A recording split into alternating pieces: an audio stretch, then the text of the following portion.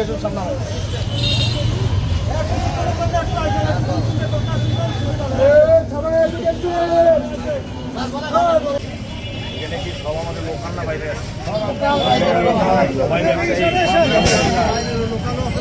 ঘটনা ঘটছে জানেন স্যার, ঘটনা ঘটছে এখানে মারামারি বা হাতাহাতি প্রকাশ্য জায়গাটা নিয়ে রিপোর্ট হয়েছে। এখানে টাকা তুলে খেয়ে আরো আমরা কিসের টাকা তুলে আমরা দাঁতন দরকার আরো 1 টাকা আজকে থেকে উঠবে না, 1 টাকা না। আমি বলছি যেটা সেটা, 1 টাকা আপনারা কেউ দেবেন না। ঠিক আছে। আর এইটা যদি সিটি কর্পোরেশন তুলে দেয় তাহলে কিছু করার নাই, এটা আপনাদেরই দোষ। কারণ আপনারা এগুলা নিয়ে একটা ক্যাসাল করছেন, চাঁদাবাজি করছেন, এগুলা নিয়ে রিপোর্ট করছেন।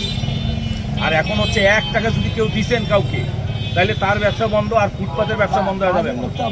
এখন সিটি কর্পোরেশন যদি তুলে দেয় 1 টাকাও এখানে থাকবে না। আমার কথা শোনেন, কথার মধ্যে এইখানে এমনি এটা অবৈধ না, রাস্তায় ঝামেলা সৃষ্টি হচ্ছে না।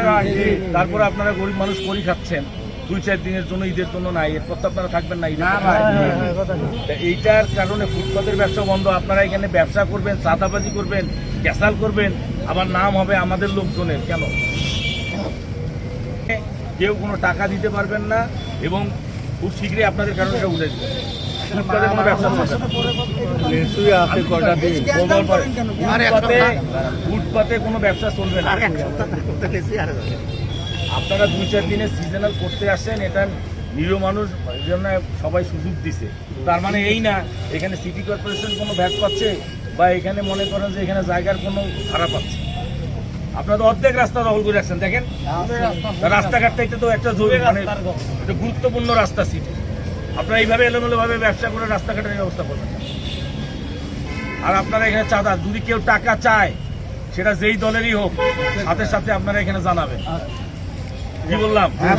যতক্ষণ করতে পারতেছেন সেটা 1 ঘন্টা হোক, 2 ঘন্টা হোক, 2 দিন 4 দিন হোক। যদি কেউ টাকা চায় আপনাদের কাছে আমাকে জানাবেন, সেটা যেই হোক, যেই হোক। আর কেউ যদি টাকা দেন তাহলে শেয়ার ব্যবসা করবেন। আর কোনো টাকা